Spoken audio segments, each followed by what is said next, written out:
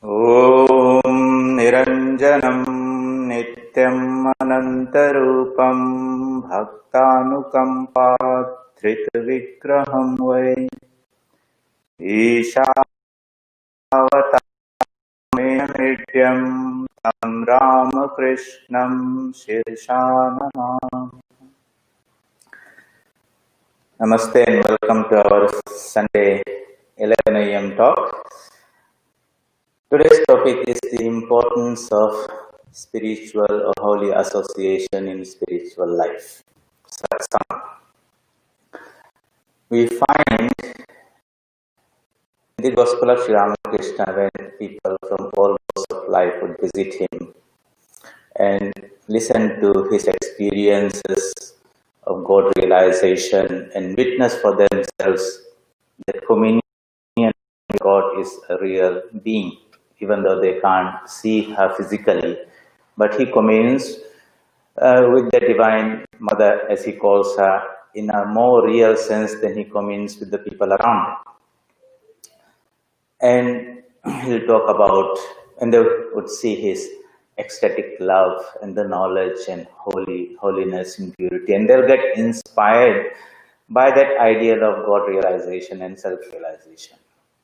And then you'll find in the Gospel of Sri Ramakrishna, they would invariably ask that question. So what is the way for us householders who are living in the world with so many responsibilities and duties? And is there a chance for us to also realize that truth in our life? Or is it only for some exceptional people who will do tremendous amount of spiritual discipline and maybe live a life of a monk or something?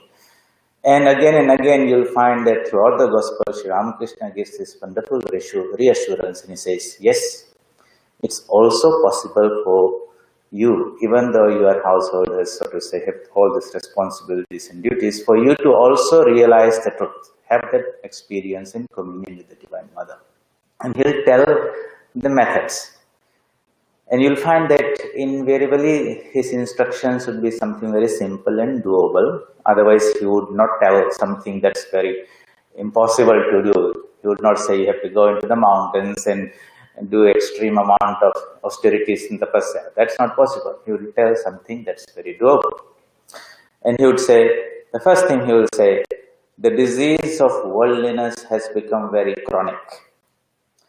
You need to have this antidote of satsang, spiritual company, to cure that. Not only once or twice, nothing much will happen. Constantly you should seek out spiritual company.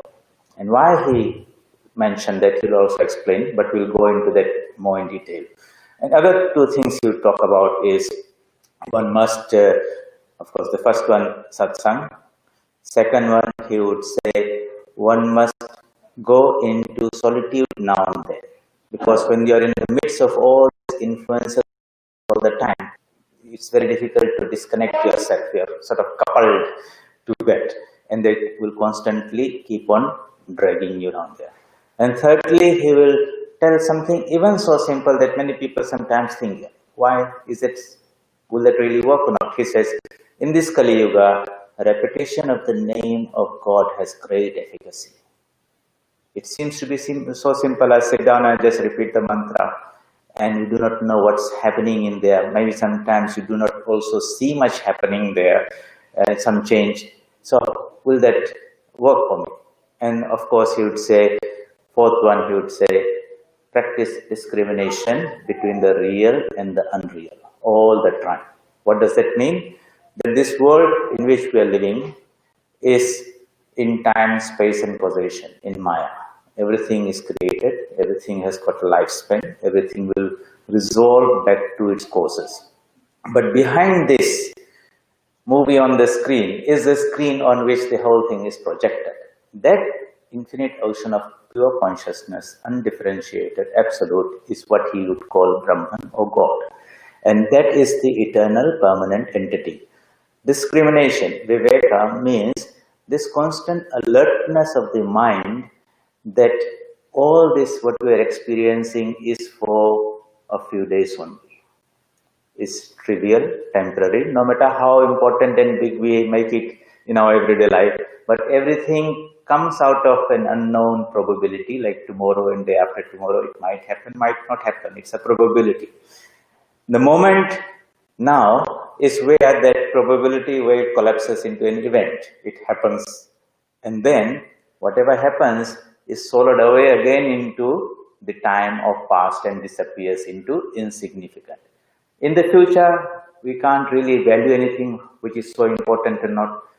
In the moment, that has become very much amplified and magnified, like you're looking at it through a magnifying glass, it has become very big. It's just occupying your whole time and mental space and demanding you to attend to it.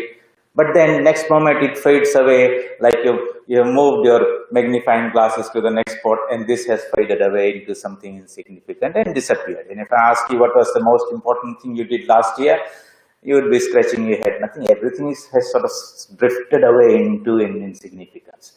So you see, it is we, when we look into the present, trying to say living in the present and focusing all your mental energy, we magnify trivial things and make them too big. And then it crushes us and troubles us and all that, and we blame that magnified thing that is causing us problem. Really, we contributed our part by doing that, because we are the active agent. We engaged with it, we became interested in it, and we wanted it, and now it is wanted to possess it, now it has sort of possessed us, sort of type of thing. So anyway, that is how the mind works. So these four things he talks about. One is spiritual company, satsang. Second is going into solitude now and then. Thirdly, repetition of the mantra. It doesn't ask you to do a very long spiritual discipline. He says, try to sincerely remember God morning and evening. He said, is that possible? Yes, most people say, that's possible, that I can do. He said, in this age, if you're sincere, if you're true, the yearning is there, that connection will be made. And practice spiritual discipline all the time. In the midst of your activities, be alert that whenever something becomes too magnified, remind yourself, zoom out and say, it might be very important now, but tomorrow it will be insignificant. Let me always be mindful of its true value, not that multiplied, magnified value that I experience now. So today's topic is holy company, spiritual satsang. Okay, and we'll try to go deep into it, try to understand it from a psychological point. A little bit of science we'll throw in there to make understanding easier. And but before I get into that, let us put a framework into which we will try to understand, because everything is about a framework. What is the world that we live in? What is our world view? What is our view of the world? What is our view? What are we experiencing? And what is the reality behind it? So how do we conceptualize it? We say we are in this realm of Shakti. Sri Ramakrishna says, there's one reality called Brahman, which is pure, undifferentiated, pure consciousness. That same reality, when seen from the other side, just like a coin from head and tail, is called Shakti. A snake is perfectly still, that's called Brahman. The same snake is now wriggling along, that is called Shakti. Water is perfectly without any waves, that is called Brahman. The same water is in waves, that is Shakti. We as beings are in the realm of Shakti. So what is that framework? It's called Prakriti, it's called Maya, it's called the Divine Mother, she is called the Kali, all these different personified and non-personified forms are there. And this Prakriti, when it's classified, see, we human beings like to classify everything and organize something. So all matter is classified as elements in a periodic table. When you classify something, we are happy, we sort it out. If it's not classified, we scratch our head, where does it go? Okay, so science is always trying to classify things into so many elements of the periodic table. Then they said, okay, all elements are made out of electrons, protons, and neutrons. They were happy with that. Then when Deepan said, no, all these subatomic particles are made out of quarks, and that's where right now. So we are trying to go deeper and deeper into nature, trying to understand what are all things made out of, so to say. Now, in the spiritual our spiritual scientists, the rishis, when they studied nature, both outside and inside, they came and said, or they also gave us a classification. And this is called the Sankhya Philosophy, where everything has been categorized into 24 cosmic principles. Right from this gross matter, Mahabhutas and the Tanmatras and the internal Indriyas, the mind and the buddhi and the intellect and the ego. So all aspects are classified in the Sankhya philosophy, and the Vedanta teachings are based on that.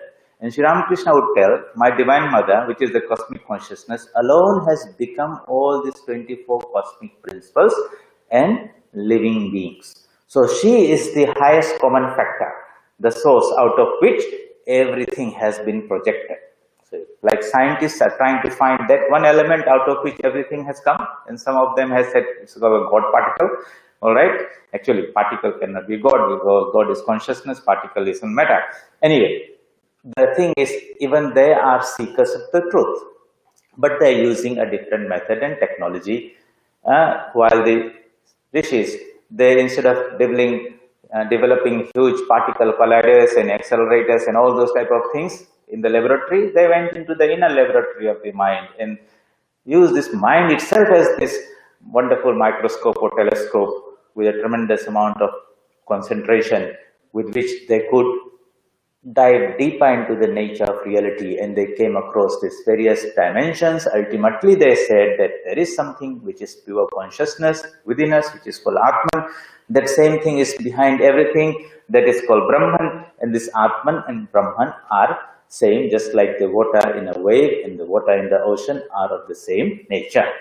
So, their method was inwards, the modern scientific method is going outward. We try to objectify. Even the consciousness we want to objectify. So what is consciousness? That very question means it is something outside which I can study. But consciousness is really our subjective aspect. Just like I can't jump out of my own shadow, myself, and be separate and look at my shadow. Likewise, I can't objectify consciousness to study it externally. That means I have to study it internally, subjectively. So this Prakriti, nature, Maya, Shakti, I would like to give a English definition, and we'll call it differentiated dynamic connectedness. I picked these words very, very carefully. Differentiated dynamic connectedness. Differentiated means it is not homogeneous. So Brahman is homogeneous. That same Brahman within itself, when it differentiates into parts, that means when I look at a balloon of water, inside I don't see any boundaries in there. But when I put it in a freezer and observe it, then I see all the frozen pieces have different boundaries. It's not that it was created outside, it was created within itself. So when Shakti creates the universe is not outside somewhere. It's within her, and she permeates everything. Okay, so when we say God has created the universe, doesn't mean God is out here and has created a clock type thing and is turned wound it up and now the clock is going tick tock, tick tock, tick tock. That is not how God has, the idea of God and His creation is. It is present within. So it's differentiated. What is the differentiation? We call this locus, 7 planes of consciousness. Let's give an example. Just like white light is undifferentiated, we see a white piece of light. But when I pass it through a prism has got 3 sides. When you pass it at an angle, it passes, and when it comes out on the other side, it has become differentiated into a band of colors. Now, how many colors are there in the rainbow? Many people will say 7 colors. No, they are not 7 colors. There are infinite number of colors, but we say 7 because that's how we've been taught. Okay, same that we can differentiate very easily. So on one side it is undifferentiated white light, on the other side it has become differentiated rainbow of colors. This undifferentiated is the Brahman, the differentiated is the Prakriti or nature, and that which causes the differentiation is this prism. And what is that? That prism is that framework in which we live, made out of time, space, and causation. So the three sides of the prism are time, space, and causation. Kala, Desha, Nimitta. I'm talking to you in the language Swami Vivekananda taught when he said how the absolute become relative. Did it really become relative? Transformed just like milk became curd, or it looks to be differentiated just like a rope is looking like a snake. So there are different theories. One is called Parinamavada, when the people think there's an actual transformation, and if they say it just is an appearance, then it's called Vivartavada. There are different philosophies there, how this universe that we experience was created or projected within itself, not outside. Anyway, so that's the meaning of this word differentiated. What are these levels of differentiation? All these lokas are there. Bhur, Bhuha, Bhuva, Swaha, Maha, Jana, Tapa, Satya Loka. 7 planes of consciousness. These are not literally some place up there. You know, when people talk about God, they say, oh, he's up there. Now, what is the direction up? Up means, we say up, but literally it means a higher plane of consciousness, not a physical direction. Otherwise, everyone's up is in different direction. If you imagine the earth as a sphere in space, and there are people all over the world, and you ask them to say, point up, they're all pointed along the radius. No one's up is really agreeing with anything. But it depends on a relative thing. So here I was really talking about planes of consciousness. We can use the idea of frequencies to understand these planes of consciousness. Just like in this space, there are different frequencies. TV channels are there. Each channel has got its own particular frequency, and you have got this remote selector, and you press the button, and it jumps from one frequency to the other. Accordingly, on the TV screen, you have the whatever is being telecast. Likewise, the mind can develop its capacity to jump from one frequency to the other, one plane of consciousness to the other. And that is the whole idea we see in the life of Sri Ramakrishna when he suddenly goes into Samadhi. When his mind is at the lower chakras or the planes of consciousness, and he says, my Kundalini rises from the Muladhara, Swadhisthana, Manipura, and then Anahata. He talks about what's the experience he feels when his consciousness has reached the heart level.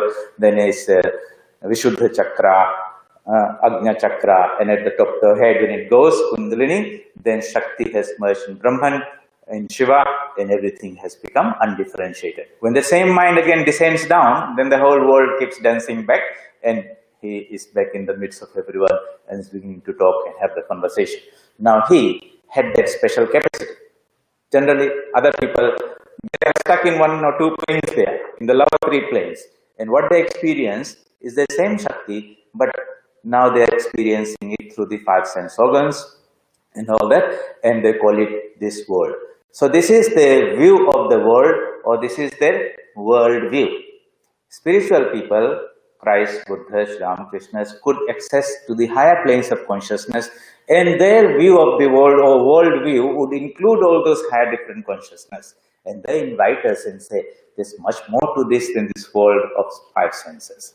And you too, every individual has the capacity to access that. And really the purpose of life is to really access the highest level.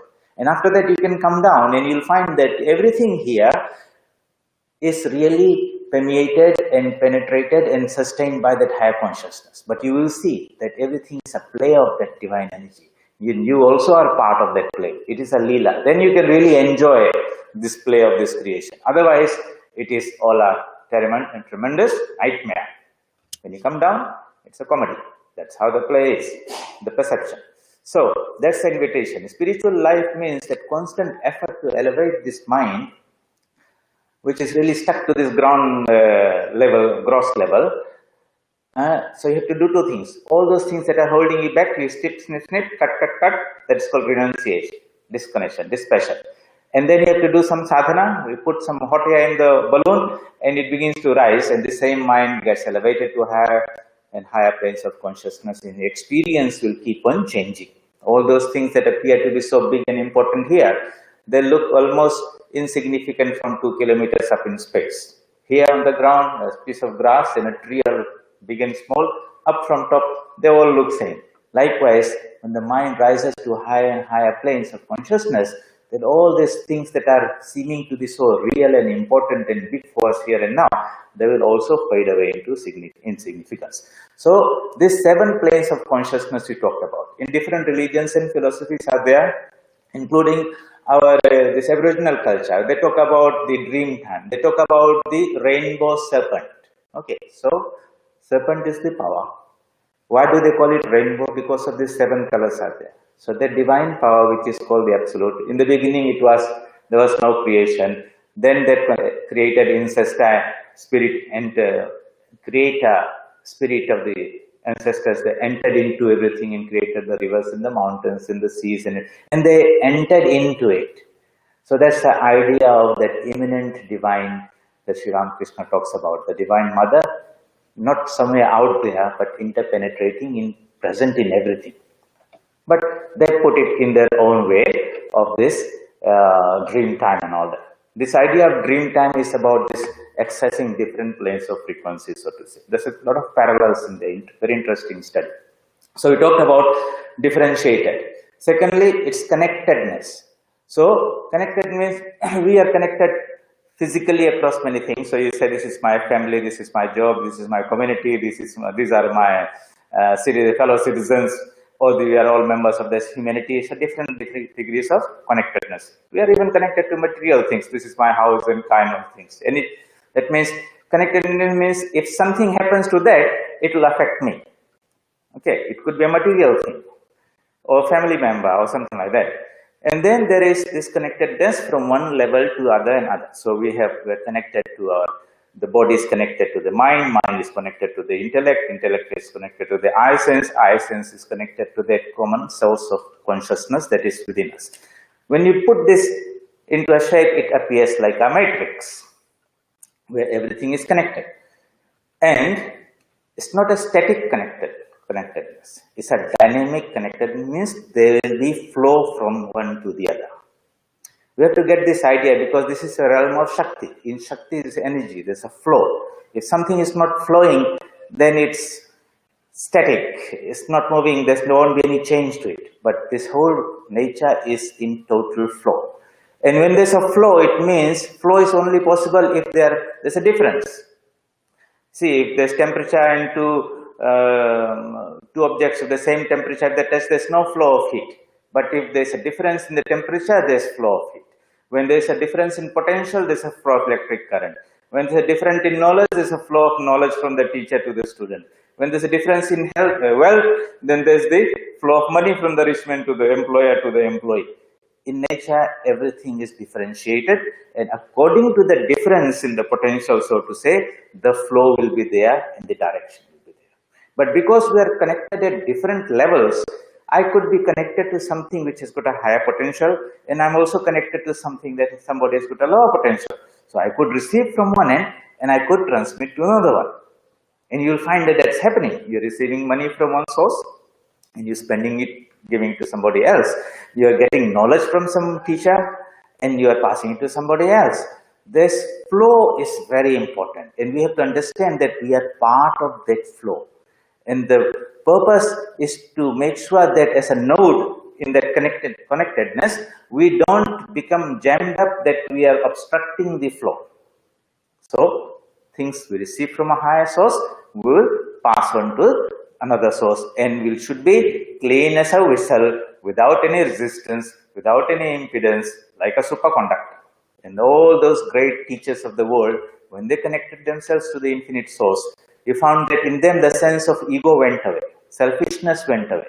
So they embraced and felt that oneness with everything, and they poured their love and everything out of that abundance, and you'll find that wonderful compassion and sacrifice and everything in their life, because they had lost that I sense, merged into that ocean sense, so to say. So it's a dynamic flow. That's very, very important. Okay, it's not a static thing. One of our Swamis, Ranganathanji Maharaj, used to say, static piety, dynamic spirituality. Sometimes we are engaged in these spiritual disciplines, but nothing is happening. For years and years you are doing this puja and observing all these festivals and things, you still seem to be stuck there. Used to say that's static piety. Knowledge is not flowing into it. And then he says there is something called dynamic spirituality. You are up and doing your spiritual disciplines and sadhanas, and there's a transformation happening in there. And you are accessing that knowledge and all the spiritual qualities from that source. That fills you, energizes you, makes you stronger. That is what spiritual life is all about. So here, we are part of this matrix called Prakriti. How do we define it? It is connected across at our level, then it's connected vertically also. Second, and vertically right up to Brahman. Secondly, it is differentiated. Okay, it's not one plane and that's it. And thirdly, it's a dynamic flow like an internet, so you're connected. So many nodes are there. You log in, connect to the source. Then suddenly data begins to flow in. It flows in from the nodes you are, or the sites you visit, and you click on that, and suddenly something appears on your computer screen you can read. You can send an email or some data up to this side also. So that is how the world is connected, a replica, but at a deeper level, in a non-material way. Through knowledge and consciousness, we are connected at a higher dimension. So the subject was satsang. Why are we discussing this? Having laid that foundation, the framework, let us say, what does satsang mean? Satsang means spiritual company. That means you will connect yourself to spiritual sources. So you have to be little selective. You can't just connect yourself to anything and everything, because then the appropriate flow will come. You connect yourself to the wrong source, your energy is getting drained out. If you connect yourself to a higher source, you'll begin to receive something. So one has to be choosy and careful to what type of sources of information we connect ourselves to. So there are three things that we have to keep in mind. One is the source to which we connect. That means there has to be some source somewhere there. Second, we make a connection, because if source could be there and I never approach it, I will not get anything out of it. And thirdly, whatever we receive, can I assimilate it and retain it? Otherwise, after some time, no impression was left in there. So when we talk about spiritual company, spiritual influence, what we are seeking is not only a physical connection. That means you are not just going out meeting some spiritual people and had some good time. Okay, had a nice meal with them, just sat down and talked about things.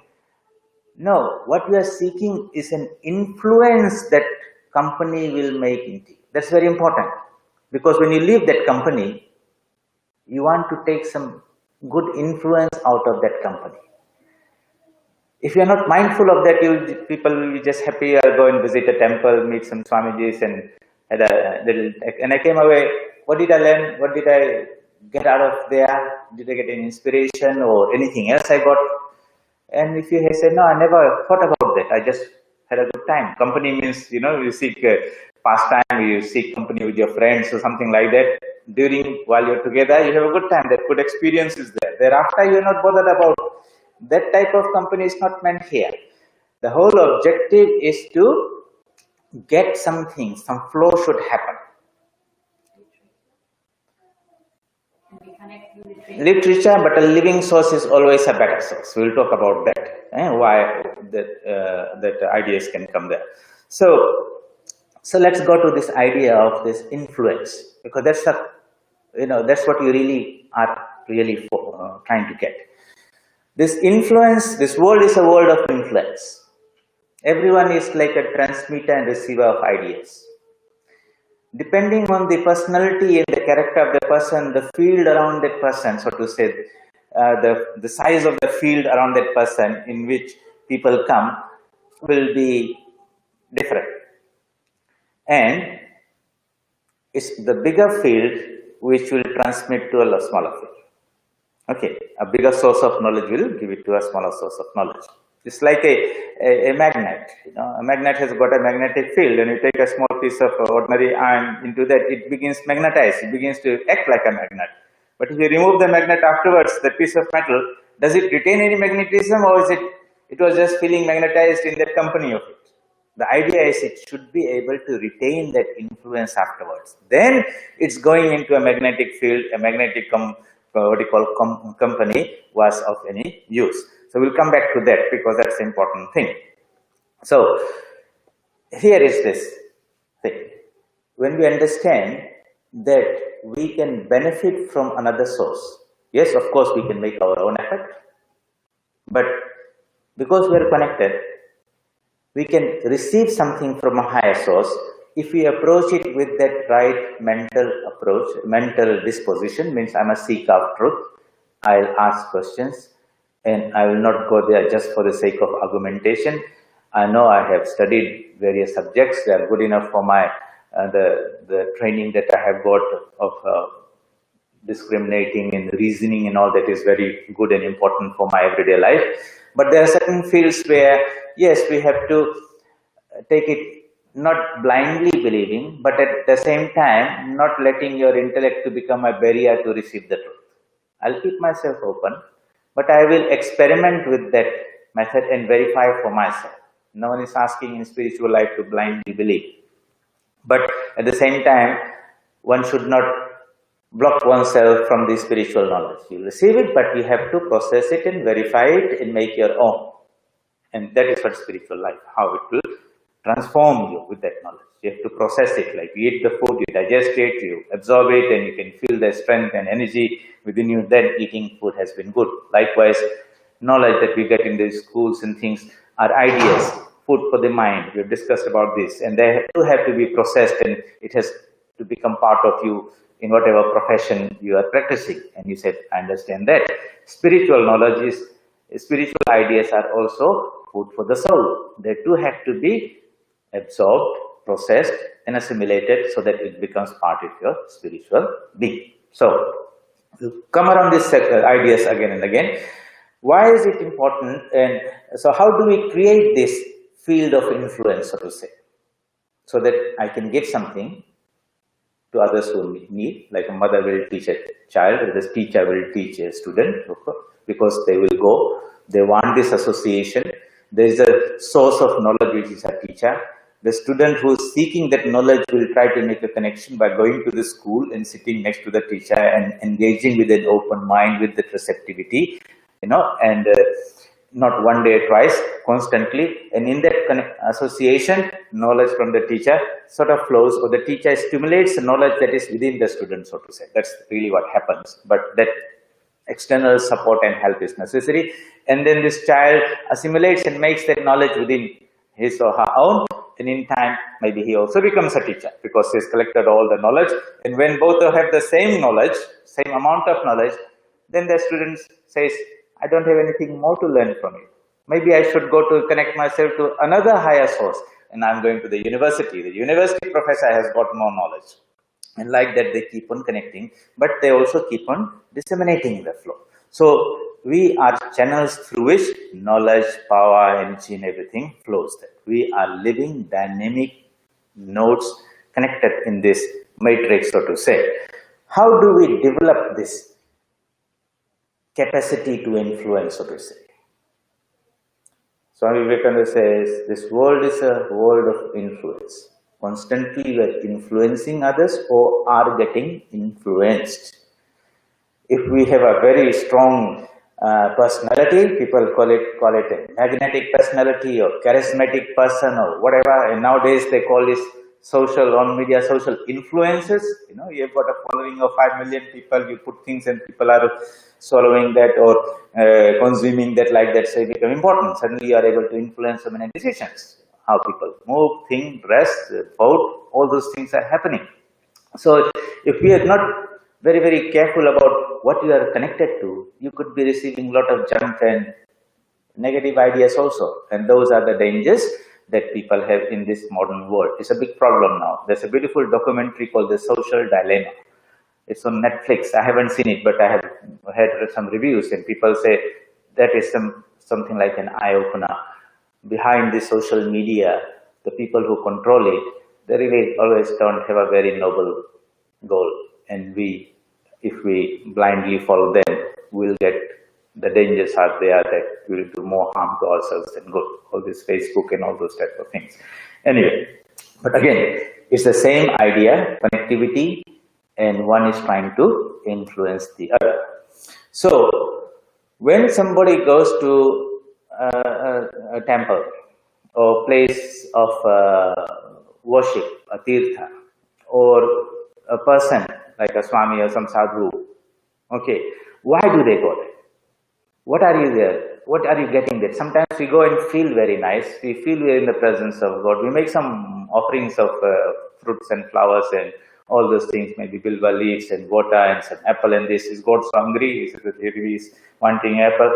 It's not really that. What we are trying to get is benefit from that spiritual influence. In this world, in Shakti, everything is energy. Energy is in vibrations.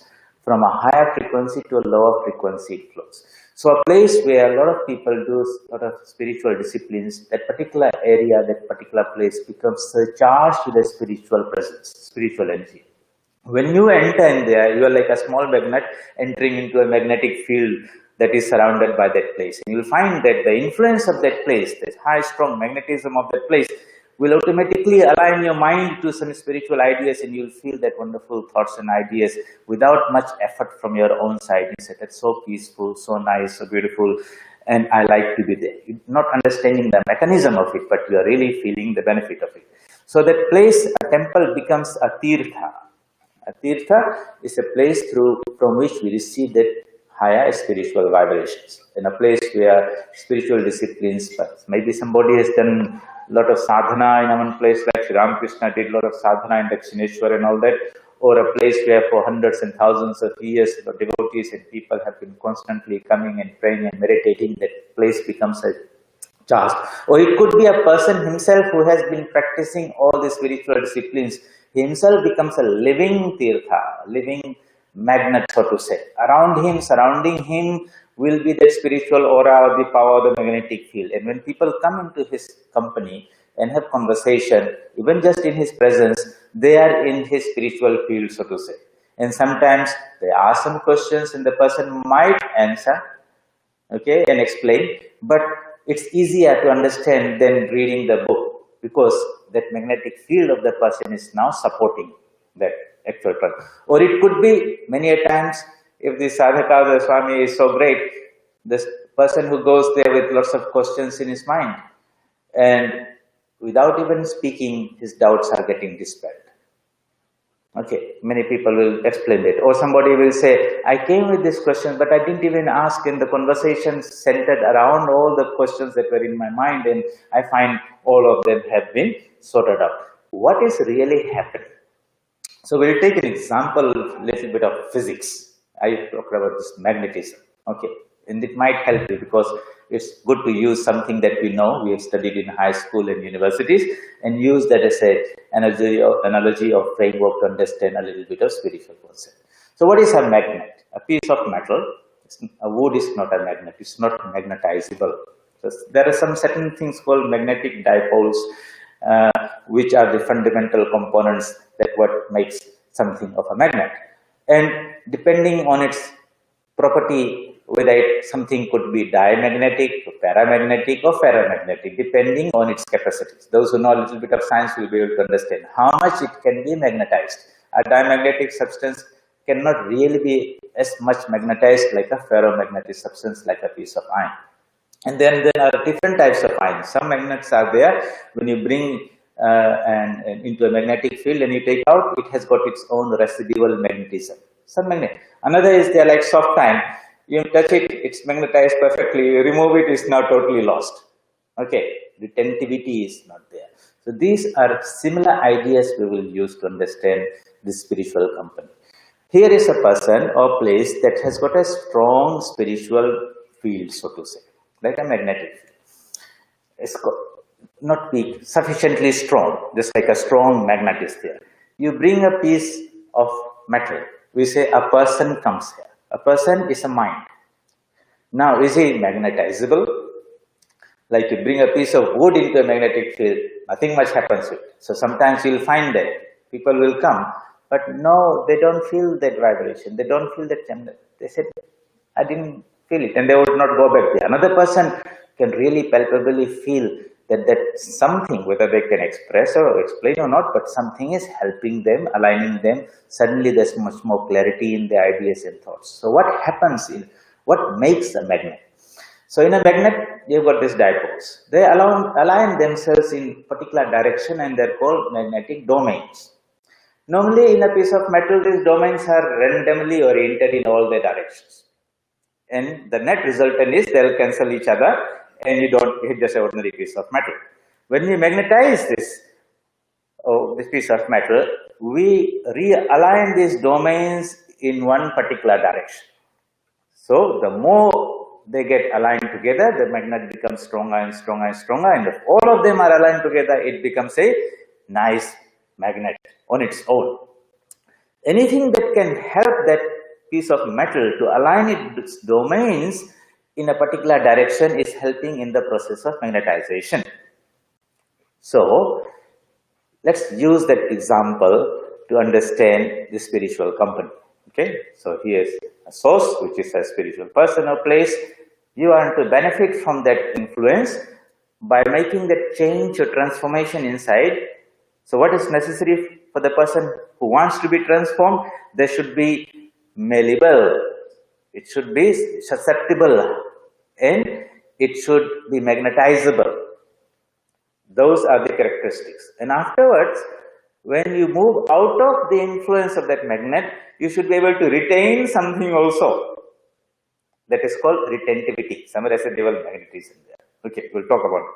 So likewise, just like a magnet has got its magnetic dipoles and domains which can be magnetized, the human being in a mental level, how is he or she constituted? So we are in our mind, we have what is called samskaras.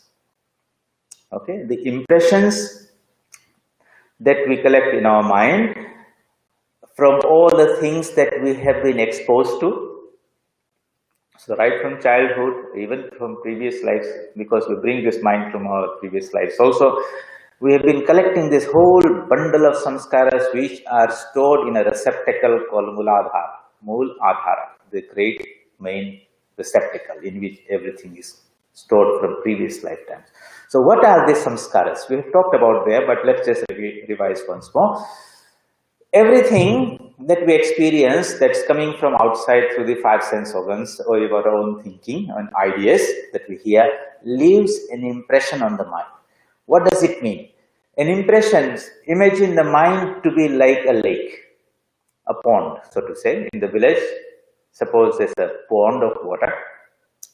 Early in the morning when there's no breeze, it's like a sheet of glass, absolutely flat, and you go in the morning and you throw one little pebble in there. The tendency is there, let me see, throw something there, and you see on the surface where the stone strikes, pebble strikes, a ring of concentric circles will keep on spreading, and then after a minute we see nothing is there. It's all disappeared, the surface has become flat still. That is what we saw on the surface. The surface, let's call it to be the conscious mind. Certain ideas happen, and you could see the impact of some sensation entering through the eyes or the ears and creating some ripples on the surface of the mind. But the impact of the little pebble hitting the surface is transmitted through shock waves to the bottom, and right at the bottom it will distort and change the contours of the soft clay that is there. That will happen. Maybe it's not so much noticeable, but it will happen. And long after 2 days, 5 days, if that impression, so that impression that is formed there, those are called the samskaras. So every pebble that falls on the water, it could be something you're hearing, seeing, touching, tasting, smelling through the five sense organs. Every thought, word and deed hitting the conscious mind goes down, sinks down to the bottom, and it leaves these impressions. These are the samskaras. So these samskaras, when we summate it, sum total of all the samskaras that we have collected, knowingly or unknowingly, consciously or unconsciously, right from childhood to now, and from previous lifetimes also, the sum total is called the character of a person. Okay, It could be bad, it could be good. Magnetic domains are pointing north, pointing south, east, west. But do you get, so there will be a net resultant. If the majority is pointing down, we say that's a bad person. If the majority summation is pointing towards a good direction, we say that's a good person. Okay. So that is how we are constituted. Character is the sum total of samskaras or impressions. It can be formed systematically, knowingly. And to change the character, we can also reform them.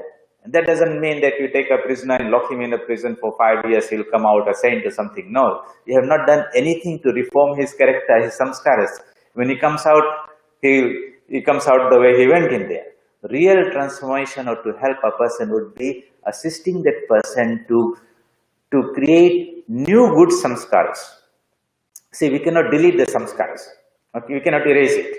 But you keep on doing good things, and the sum total slowly tends to become good, and you really become a good person. That's what Swami Vivekananda says.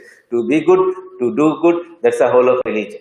You see, it sounds to be very simple, but the psychology is bad. If you constantly keep on doing this, then the net results, your character, the samskaras will become so automatically directed to the upper ideal that it will now control and guide your thoughts, words and deeds in spiritual direction. That's real practical way of doing it. Otherwise, there are a lot of nice ideas that we have thought about, read in the books, but they are not actionable. They are not really making some fundamental change deep inside our own mind. So, with this idea, if you understand that this samskaras that we have been collecting and exposing ourselves through the company that we keep, the environment that we live in, we have developed a character. There are people who have been doing this for many, many lifetimes with the goal of realizing the truth. So they have been systematically collecting all these samskaras. And when they come in this lifetime, you can see they continue from where they stopped in the previous lifetime. The same tendency is there, okay? And in this lifetime, they make a little bit more progress until their impact has become sufficiently strong that he stands out in that particular field, so to say. And because we said we are living in this dynamic connectedness and we can benefit from receiving from a higher source to a lower source. So when a person wants to get a positive impetus in his spiritual life, that means a piece of metal is trying to magnetize itself, doing on its own is very difficult. So he goes into the magnetic field of a bigger magnet, and what happens? The magnetic field of the bigger magnet helps it to align all these domains in a particular direction. If it's open to it, if it doesn't resist it. Okay, so how do you touch it? They say if you touch it or you stroke it, in that way, the various methods of magnetizing a piece of metal is there in the physics laboratories and books. We have read that. So sometimes you come and do that. So here you come. Understand? Holy company or satsang means getting into this magnetic field or spiritual field of such an environment, or person or place, which will help you align your own spiritual tendencies or samskaras that are within us and into a spiritual direction, so to say. Some aid and support comes. And that is why people would go to the temple and make an offering to the divine, and they will then take that as a tirtha. What are they taking? It's not that little piece of water or something, but water is imbued with the spiritual vibrations of that place. They're trying to literally take that and drink it.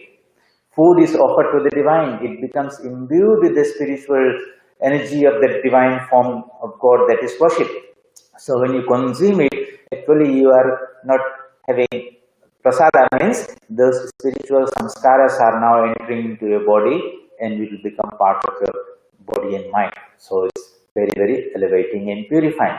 When somebody takes arati, okay, so you offer that light to the divine, and that light becomes imbibed with that spiritual energy, and you take that through your eyes, so it enters through you. Sometimes people will literally fall down on the ground, so the whole body is touching the ground, so that you can really are connected, and you take that spiritual energy of that place. Sastang pranama. If some Swami is there, they will want to touch his feet. You know, sometimes people think we are showing some respect to the Swami or something like the reverence, that's what touch it.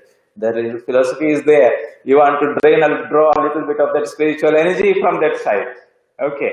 And that flow is there. So, if you understand the whole psychology of it, then people will understand what's the benefit. Of course, it will flow from source. Somebody will lose, somebody will gain. But that is the flow. If that Swami is connected to a divine source, he can become the channel through which that spiritual energy can flow. It becomes the medium. So, but we understand the whole idea when we go to the temple, when we seek spiritual company, holy company, what we are trying to do is expose ourselves to that spiritual energy or influence, which will help you, because you're trying, you're a sadhaka, you're a spiritual aspirant, align your own thought process and ideas into that north of spiritual direction, which is God. So when you leave that place, you find, oh, that was nice, and I have more clarity in my understanding and thinking. And I will go to that place because I'm here struggling on my own, it's not so easy, but in that environment, it helps. And that's why people will go into a retreat or in such company. So it's not just going there and having some chit chat and company. That way, if you go, you have not benefited very much out of it. You should be a seeker. You should be struggling that internal effort to align your good, positive ideas in the spiritual direction, God direction, through devotion, through singing, through japa and meditation. All those things you are doing on your own. But it's not so sort of easy because these domains are sort of locked there. They're not moving out. So I will go and get an external support. But the idea is that an internal transformation and change is what I desire. I require external help to get me done. So all great spiritual teachers, they can exert this influence in various ways, in the very presence of it. You know, people will go to Sri Ramakrishna. Sometimes he will even look at a person and change that person. They have that. Sometimes he will touch them. Okay. Sometimes when you say, "Oh, Swamiji, can you bless me by putting your hand on your head, on my head?" That will ask that. So what is he doing there? What is it blessing? Yes, he is trying to say, touch the magnet. That will help me magnetize, awaken that. So that is the idea behind. We have to be careful what type of influence we are exposing to. A spiritual aspirant will be very alert that he will expose him to that positive spiritual influence only. That's why Sri Ramakrishna says, spiritual company, holy company is necessary. Because if we are not mindful, we can cultivate this type of friendship and association with the wrong type of people who can drag your mind in the opposite direction. And you'll find that it happens sometimes. You fall in the wrong company. Children in the school or in the community, and before you know, they engage, and that external influence is beginning to give the impetus to the undesirable samskaras that are there in the mind. And they suddenly rally up together in the wrong direction, and they do something wrong and another wrong. Before you know, it's like the ping pong ball that's dropped at the top of the steps that bounces, keeps on down, down, down, and comes to the floor. Once it's rolling down, it's very difficult to arrest it. So, the environment in which we expose ourselves, that means good family, good friends, all those things are very, very important. Satsang. So you see, it's a tremendous help in spiritual life.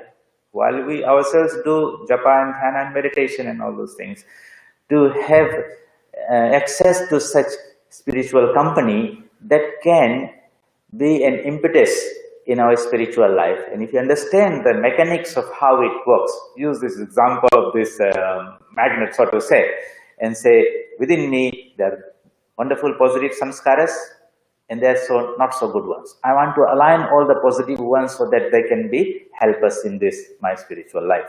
So a couple of things are necessary, we say. There has to be a source of influence. We have to identify the right ones, which one I want to associate with. Secondly, we must go into the proximity of that. Having a piece of metal 5 meters away from a magnet, nothing will happen there. You have to come very close to it. In a winter night, if there's a fire and you're sitting 20 meters away from it, you will not feel the warmth and see benefit from its light. It's light. You have to come close to it. Satsang means come close, come close. Okay, and stay there for some time. Upavasa. Upa means near, proximity. Vasa means to stay. Upavas means you're not going to take any fruit and water because it's Ekadasi. On that day, you are going to keep your mind close to God by doing your spiritual disciplines. You can take your milk and fruits and flowers so that you're not so heavy in the stomach and sleepy. That's the whole idea. But most important idea is to keep the mind close to the divine thoughts and let those divine thoughts stimulate and act on our own mind so that our own mind becomes transformed into, magnetized into a spiritual force. That's the whole idea. No one else can do this for you. We have to do that ourselves. So first we have to find a good source that will help you.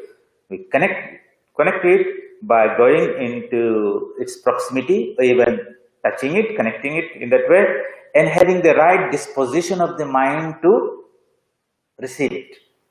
And then have the capacity to retain it also. So if you go to a nice place, all that was very nice, then you come back, what did you receive anything? Did you bring anything back? Sometimes nothing happens. To accumulate this or to benefit from all these spiritual sort of influences or place of spiritual power, in India and various places, people go on a pilgrimage. So they will go to a place of pilgrimage and stay there and not have a nice time looking at the architecture of the temple and all those things. They will sit in some corner and practice the spiritual discipline and taking the benefit of the external support to intensify their progress there. Then they will go to another temple, and so they will go on a Tirtha Yatra. Yatra means visiting various places. Like in the Western world, people as tourists go and trying to enjoy various things, food and sights and things.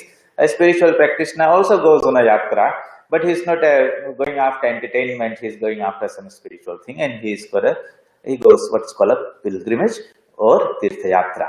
When he reaches these places, he wants to imbibe those influences. That's what he's going to take back with him. And he has to be very, very mindful of it. Not just seeing beautiful temples and then it's very nice. I visited so many temples. So we have gone to this Dwadas Jyotirlinga, 12 Jyotirlingas of Shiva. I have visited all the places. So what has happened to you? Did you bring anything back? Sri Ramakrishna says, the kamandalu of a sadhu, in India, the sadhu carries a water pot. Okay, sometimes it's made of metal or sometimes it's even out of a gold. Along with the sadhu, he also visits all these places of pilgrimage. But it always remains a kamandalu, nothing is happening. Likewise, so what is happening?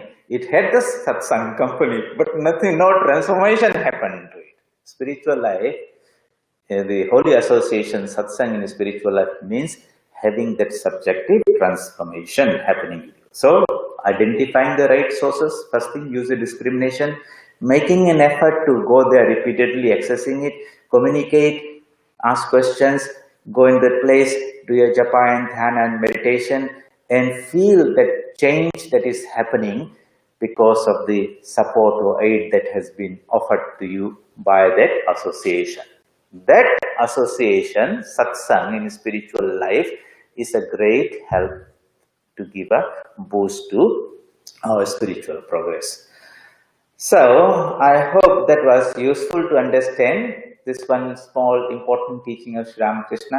I hope you will go and chew the cud, so to say, and try to understand it and reflect in your own life. And if you can understand the importance of it, then it will be one of your spiritual objectives, that whenever there's an opportunity there, you should try to avail it. And you should not be just visiting a temple like any other nice entertainment place.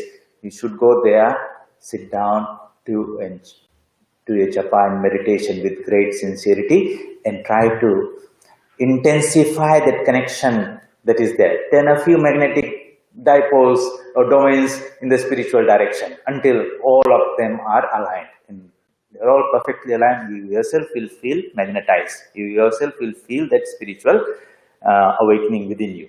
And that is how spiritual company, satsang, can help you. Let us all pray to the divine.